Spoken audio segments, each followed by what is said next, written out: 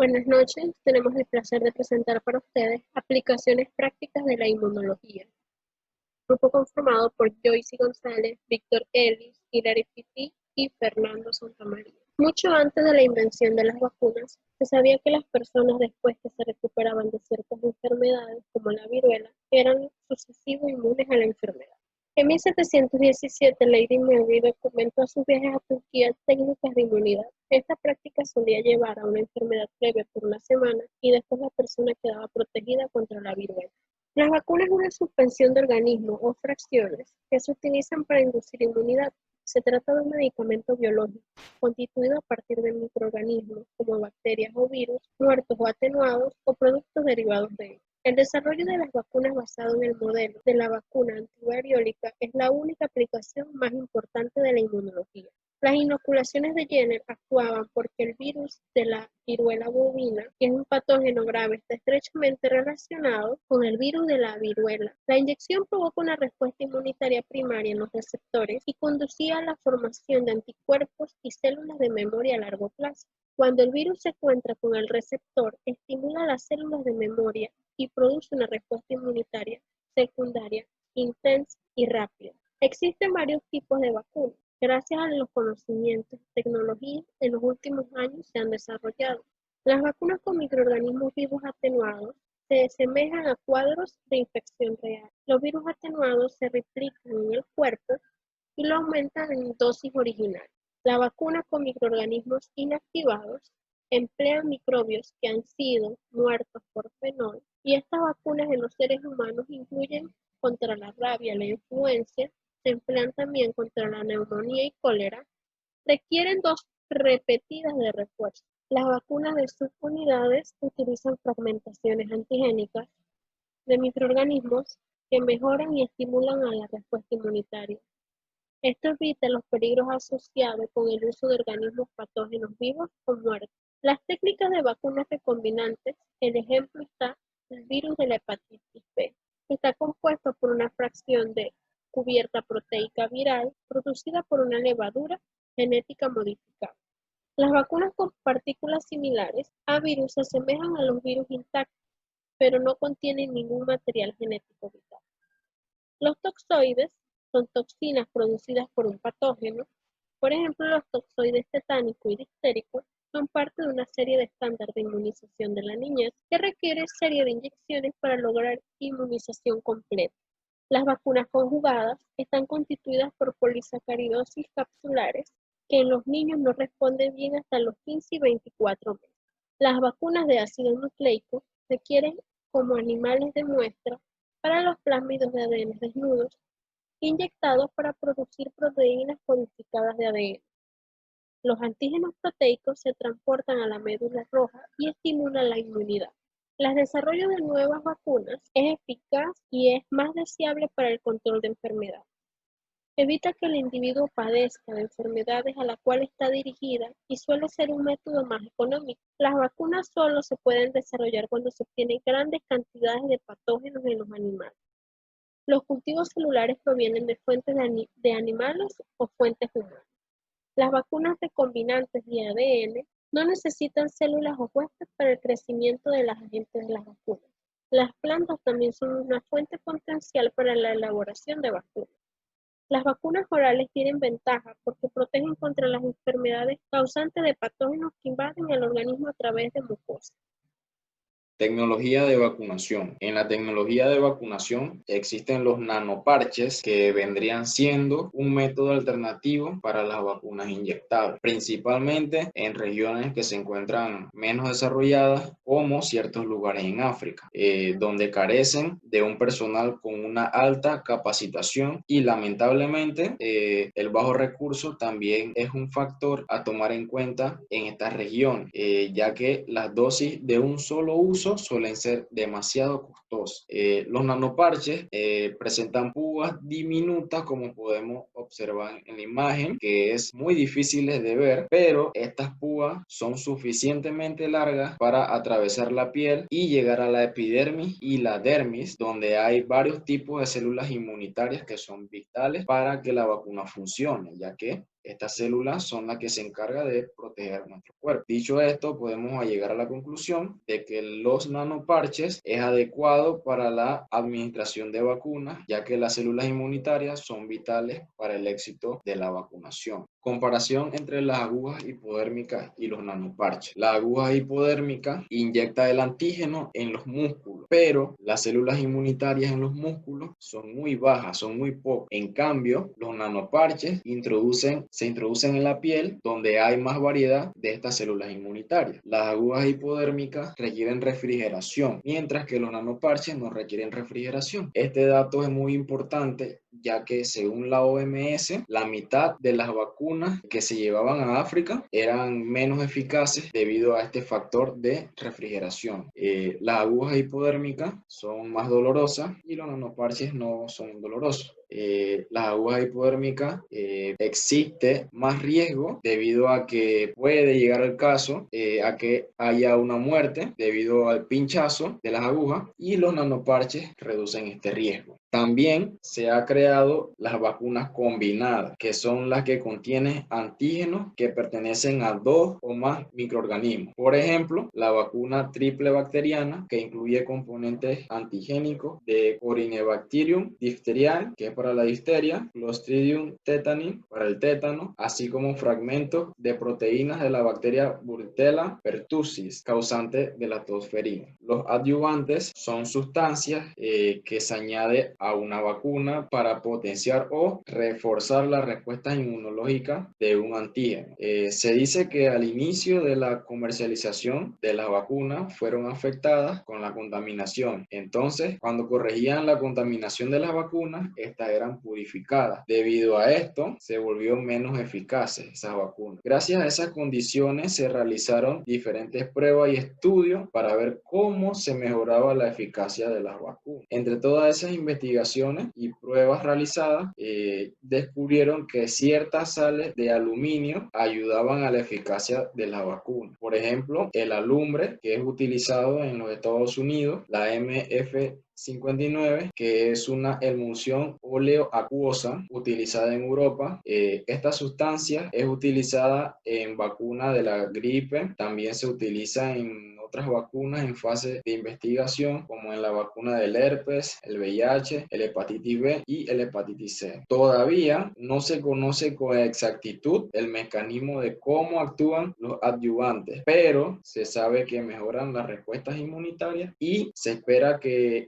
estas sustancias permitan el desarrollo de vacunas eficaces contra enfermedades para las que aún no hay vacuna, y también se espera que siga mejorando la eficacia de las vacunas.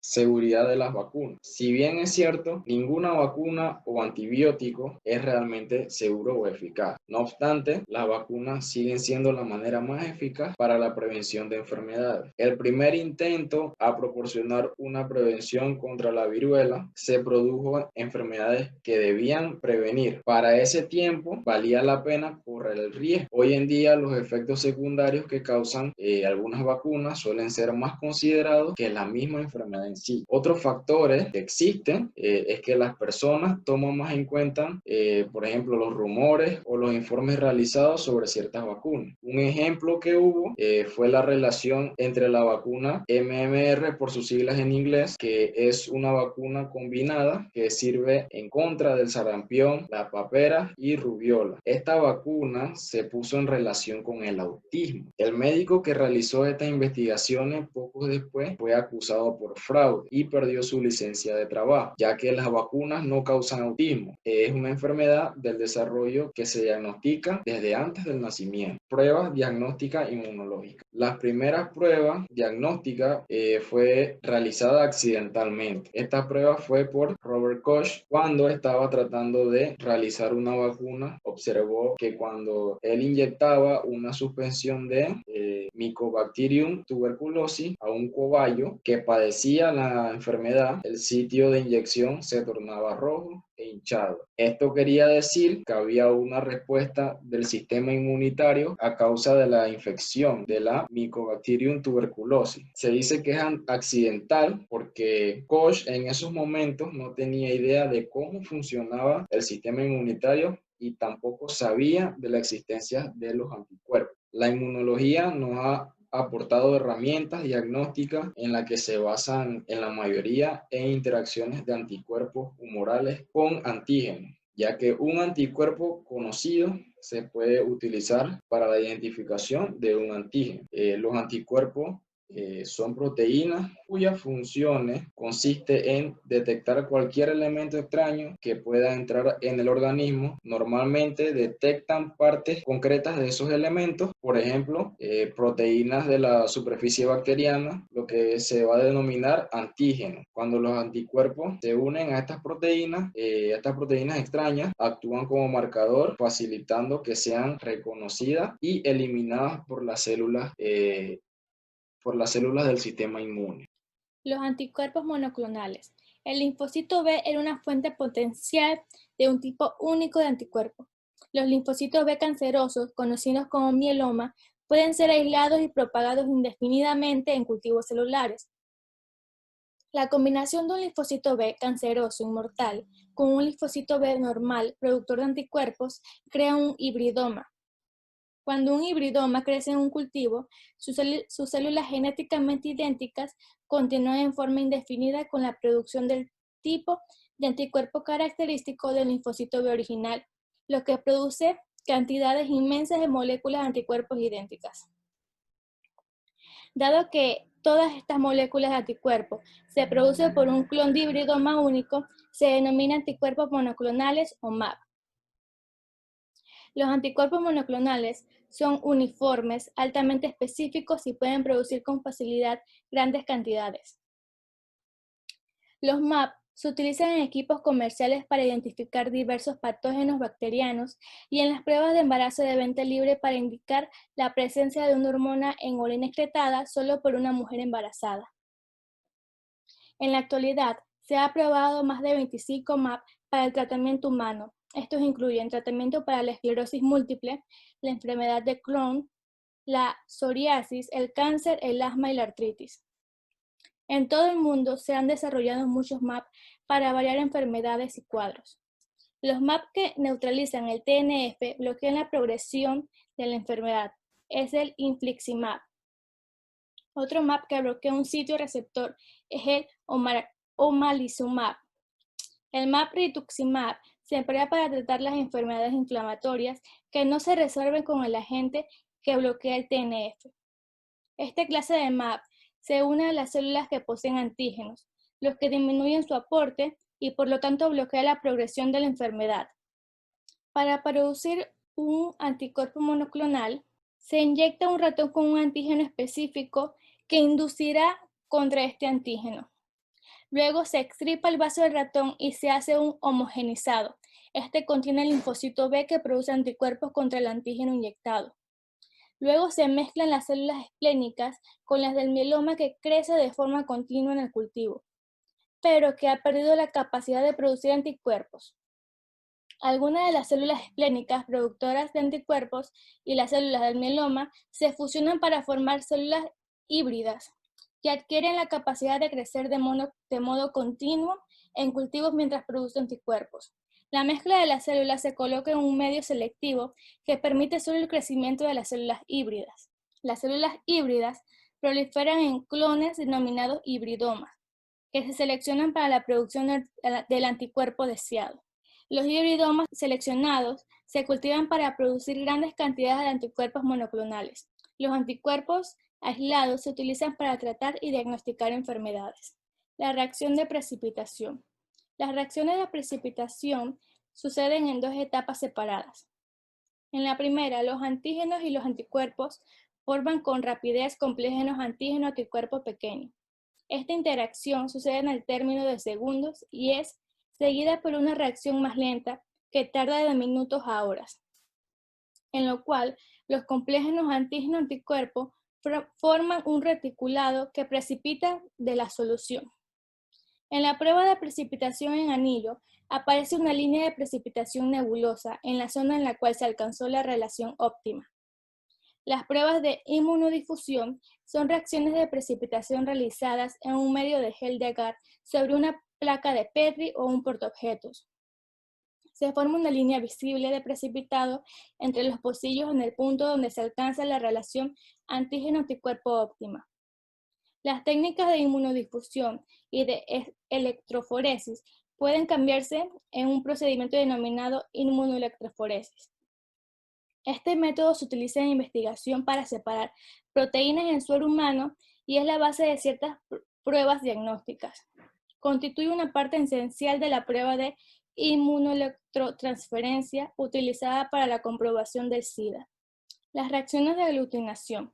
Participan antígenos particulados o antígenos solubles adheridos a las partículas.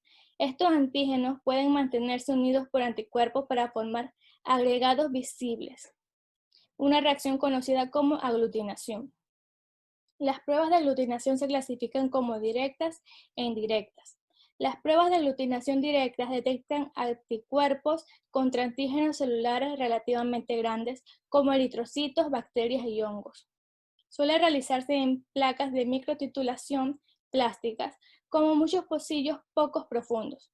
La cantidad de antígenos particulados en cada pocillo es la misma, pero se diluye el suero que contiene los anticuerpos, de modo tal que cada pocillo sucesivo tiene la mitad de los anticuerpos del pocillo anterior.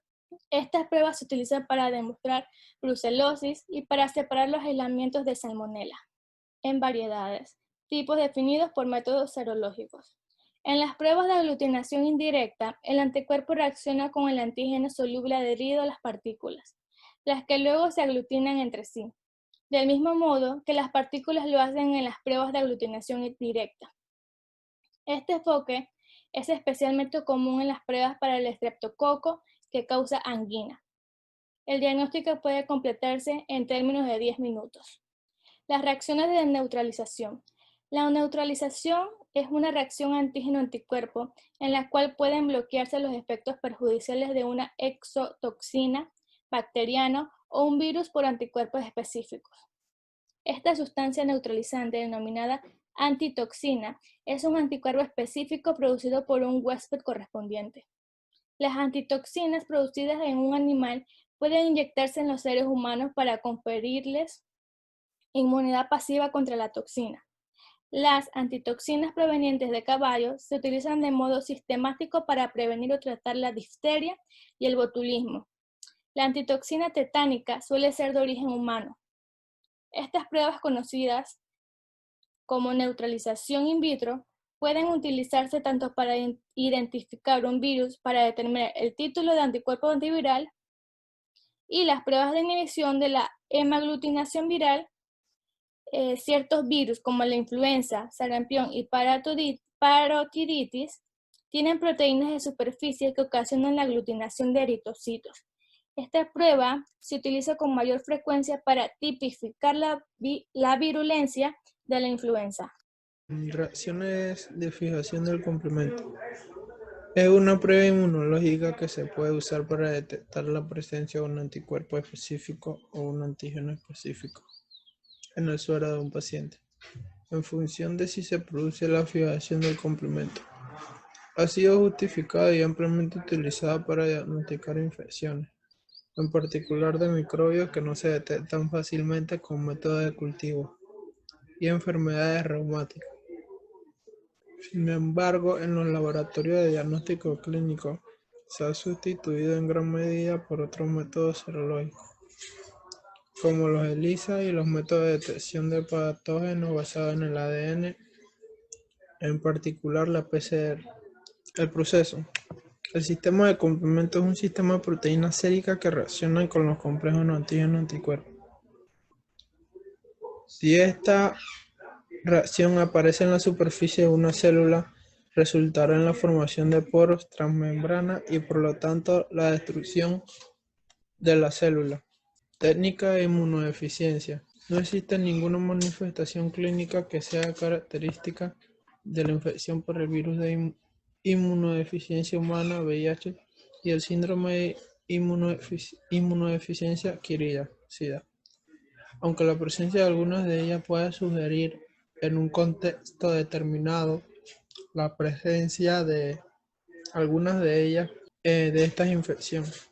No es posible establecer un diagnóstico clínico de la enfermedad por lo que este solo se puede establecer de un modo definitivo por técnicas de laboratorio.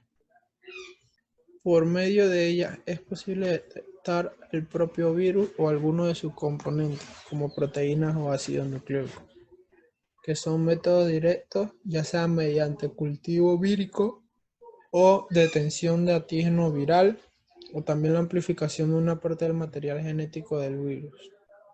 Por ejemplo, la reacción en cadena de polimerasa de PCR. Sin embargo, la práctica habitual es detectar los anticuerpos específicos que el organismo produce como respuesta a la presencia del virus, o los métodos indirectos, y la mayoría de las técnicas empleadas se basan en la inmunoanálisis, que es ELISA o EIA para las pruebas de escrutinio, o en los inmunoblots Western blot para la prueba de confirmación. Ensayo inmunoabsorbente ligado a la enzima. Este es una técnica inmunoenzimática que permite la detección de reacciones antígeno-anticuerpos gracias a la reacción de productos con color. ELISA es una técnica usada comúnmente en el proceso de detección por infección por VIH. Fase de ensayo ELISA. Conjugación del anticuerpo o antígeno con una enzima. El anticuerpo conjugado a la enzima se emplea en los ensayos directos e indirectos, sándwich, etc. El antígeno marcado se emplea en ensayo de competición de antígenos. 2. Unión del antígeno o del anticuerpo a los pocillos. La unión de estos se realiza con facilidad en la superficie de plásticos tratados que tienen gran afinidad por proteínas. Si se usa mucho antígeno, se puede obtener falsos positivos. Por el contrario, si se usa poco antígeno, el exceso dará lugar a una reacción falsa negativa. Formación de una o más capas de inmunocomplejo.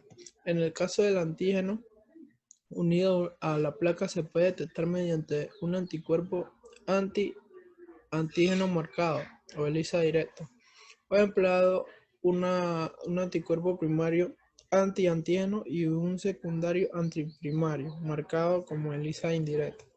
Este segundo método permite la amplificación de la señal al poderse unir uno o más anticuerpos secundarios a cada anticuerpo primario. Western blot. Es una técnica analítica usada en biología celular y molecular para identificar proteínas específicas en una mezcla compleja de proteínas, tal como la que se presenta en extractos celulares o de tejidos. La técnica utiliza 3 etapas para lograr esto: separación por tamaño, transferencia a un soporte sólido y finalmente la visualización mediante la marcación de proteínas con el uso de anticuerpos primarios o secundarios apropiados. ¿Cuándo hacer un Western blot? Cuando se cuenta con un reducido número de muestras, cuando se quiere determinar el peso molecular de la proteína, cuando se quiere observar cambios en el peso molecular debido a las modificaciones post-traduccionales. Esta prueba es eficaz en la detención simultánea de anticuerpos en pacientes con cisticercosis, con hidatidosis y fasciolasis humana, y puede ser utilizada como prueba de descarte o confirmatoria en zonas endémicas. Futuro de la inmunología en el diagnóstico y en la terapéutica.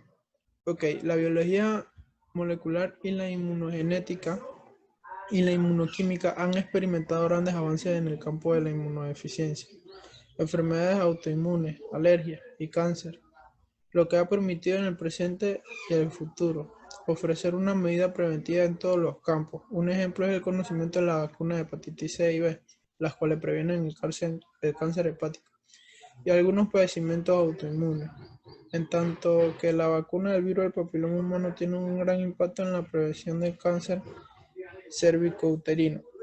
El mejor ejemplo es la vacuna de la viruela, la cual erradicó totalmente esta enfermedad en el mundo entero, que el último caso se reportó en 1976. Aún queda mucho esfuerzo en encontrar nuevas medidas y vacunas preventivas para problemas tan graves y serios como el VIH, tuberculosis, malaria, el virus aviar, el porcino y otras enfermedades infecciosas, micóticas, bacterianas y parasitarias. Obviamente se requiere mejor desarrollo de vacunas terapéuticas y eficaces para el cáncer pulmonar, gástrico, próstata y las células T reguladoras. Los avances de inmunidad innata y de las células T reguladoras, en especial la TH17, nos permitirán conocer mejor las inmunodeficiencias primarias, la inmunidad e inflamación del pulmón y vías aéreas, así como también la respuesta inmune a nuestro sistema de mucosa de superficie, vías respiratorias y gastrointestinal. Comprender mejor la inflamación y la inmunorregulación de citocinas, buscar medicamentos efectivos y mejorar monoclonales terapéuticos específicos sin efectos colaterales en padecimientos alérgicos, artritis reumatoide, autoinflamación y autoinmunidad.